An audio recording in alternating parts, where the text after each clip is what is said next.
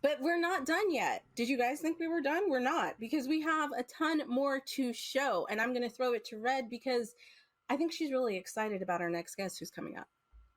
Oh, indeed, indeed. So if you're a samurai person like I am, you love history, and you know about one of the first Black samurais, then you are going to be in for a treat as we have YASUKE, a lost descendant by the Will Guasara. So stay tuned and let's check it out.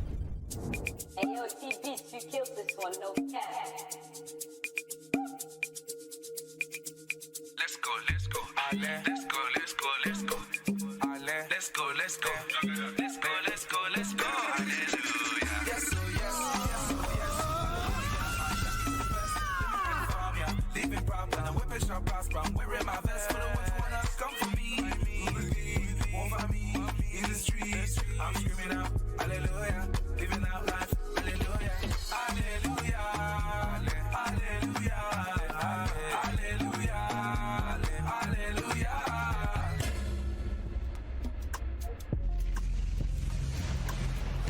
Oda, it seems you really are determined to die, aren't you, Yasuke? Only if it means taking you down with me. I'm afraid that's not going to happen. I've been waiting. For the very moment We'd meet again.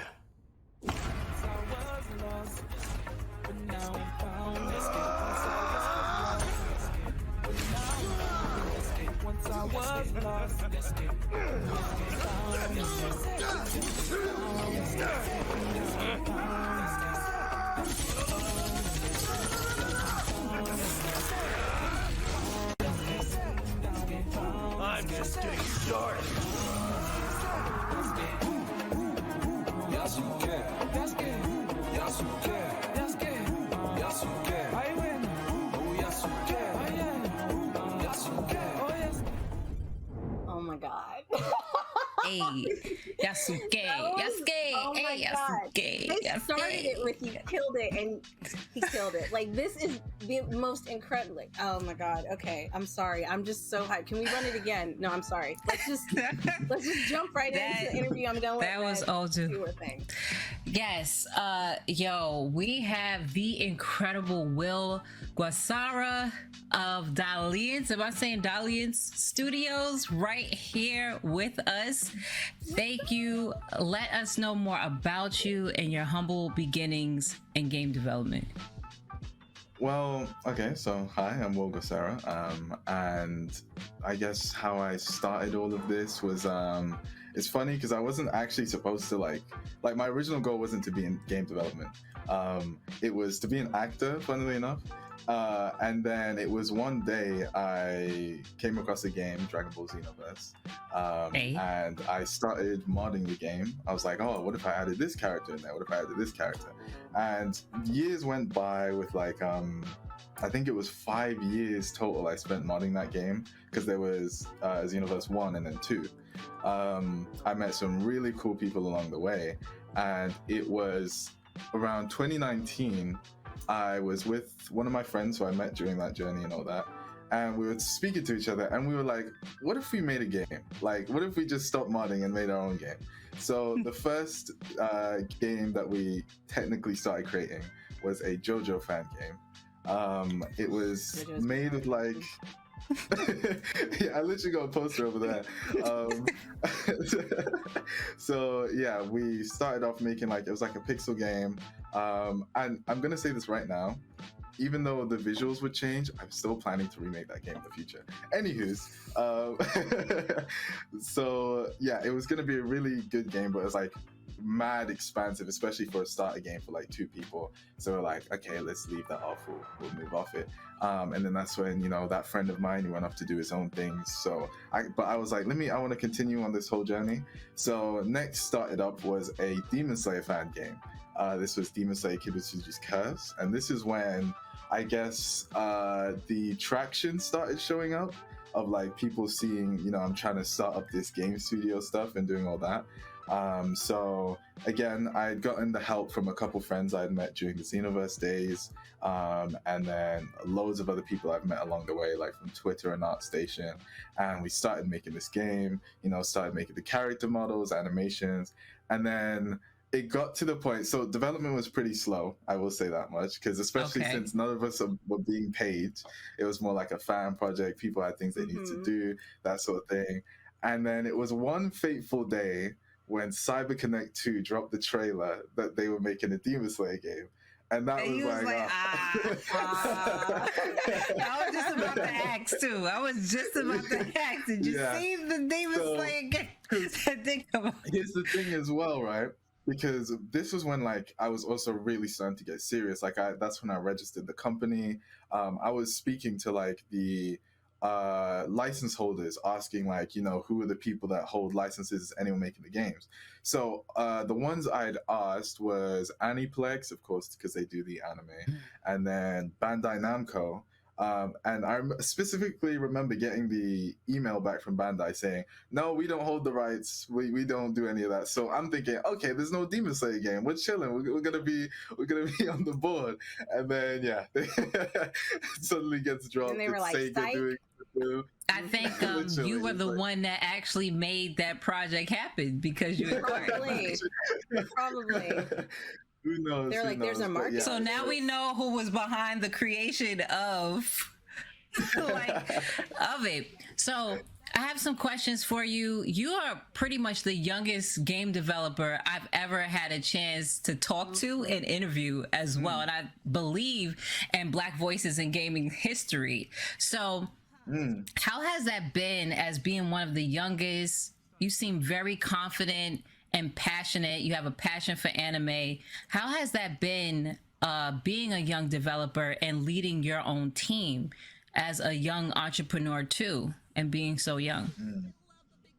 It's a 50-50, because it's amazing being able to start up creating this story and stuff like that, and then especially with the team, having these people believe in what this story is going to be and helping you along with creating it.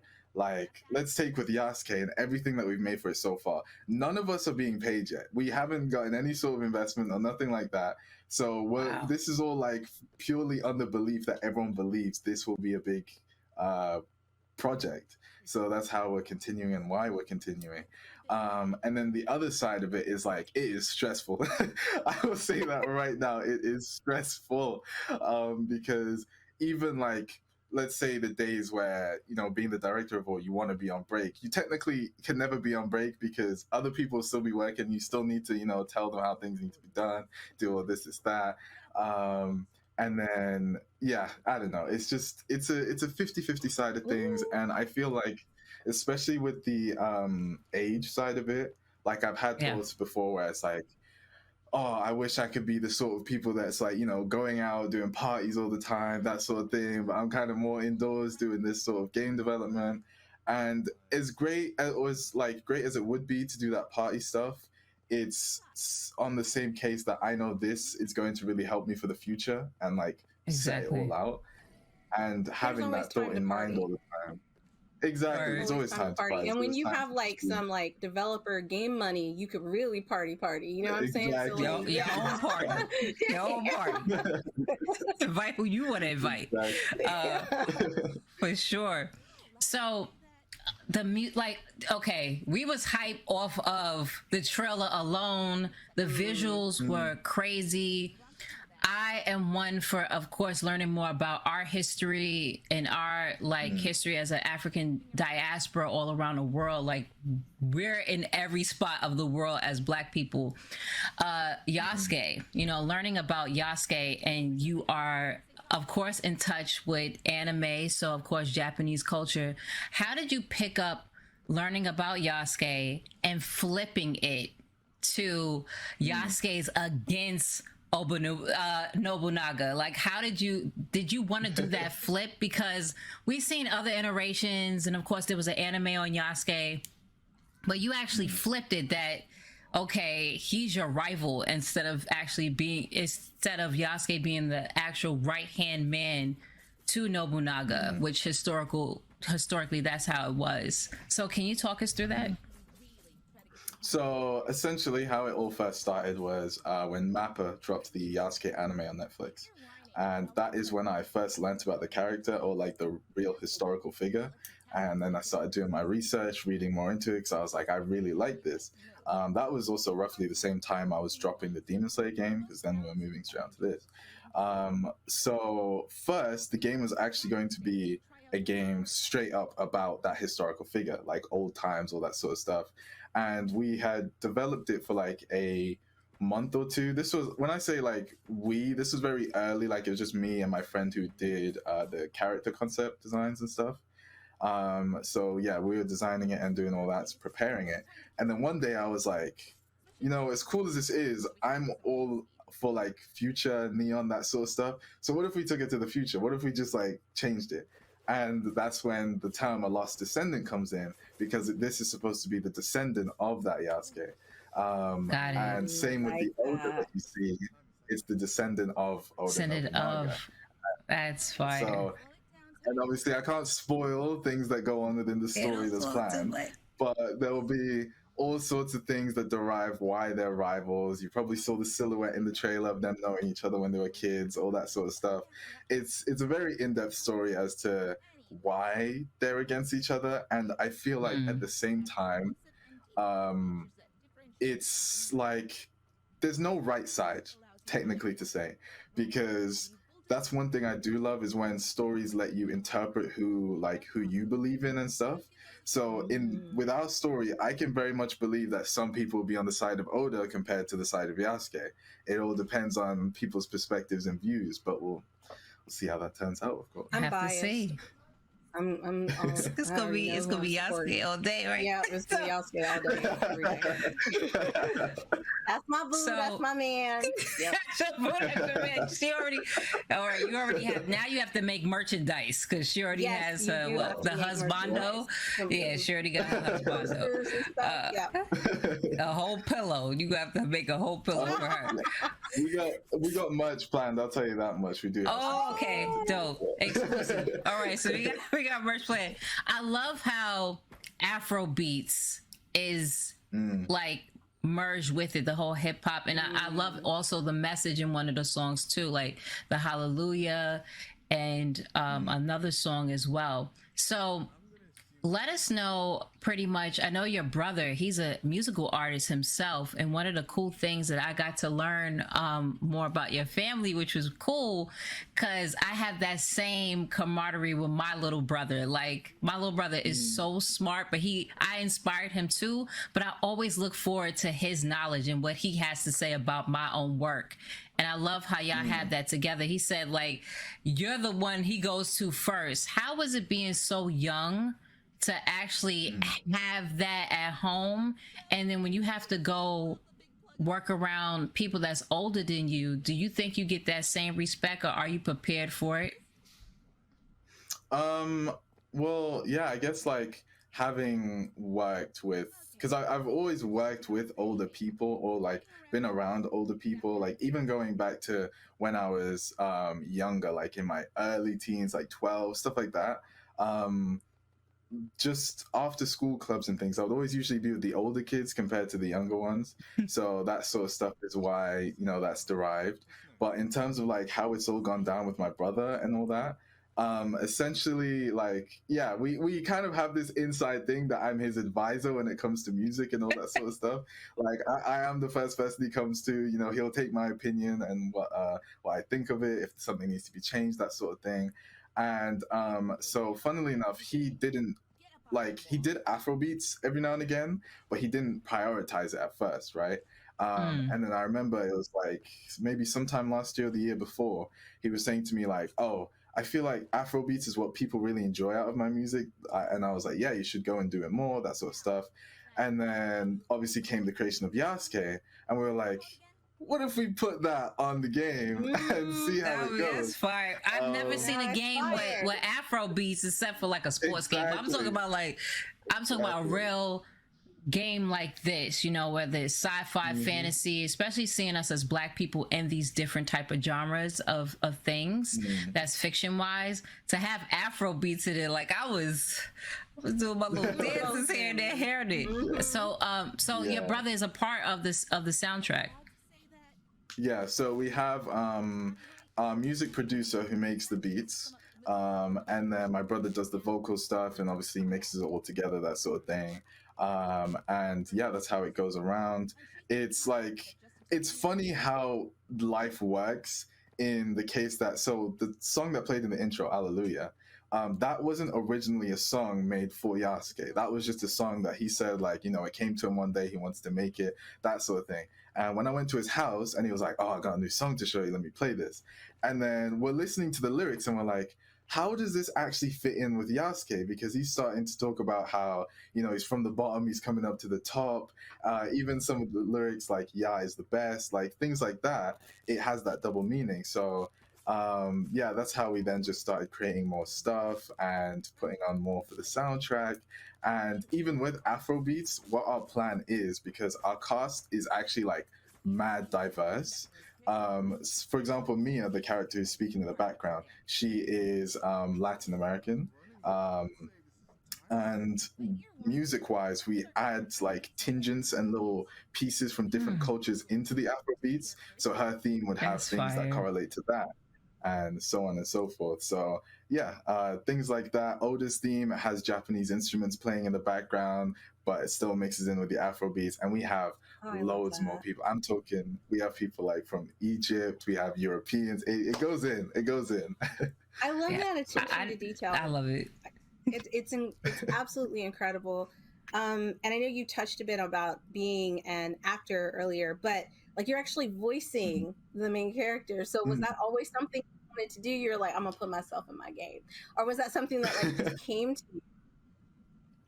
It just kind of like happened one day, because it was more specifically, so on our YouTube channels we have the first dev report and the first announcement trailer.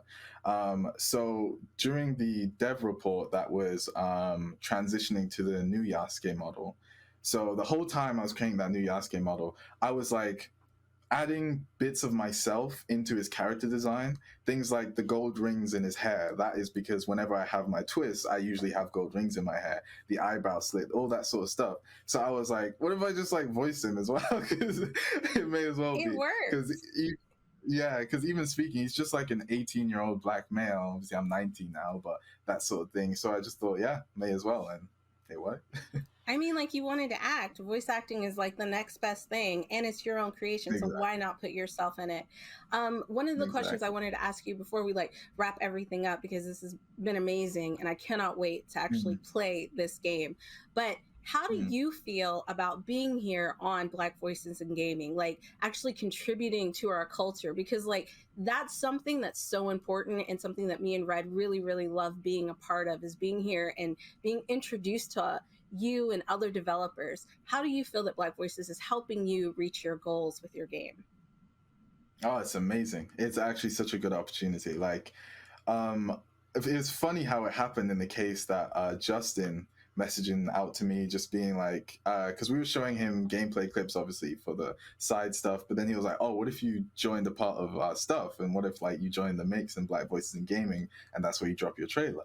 And honestly, I'm so glad that he did, because being on this, like this opportunity, this is the reason we were able to push ourselves so far. And even with that trailer we showed, we're still not happy with it, because we didn't have enough time to flesh it out as much as we wanted to.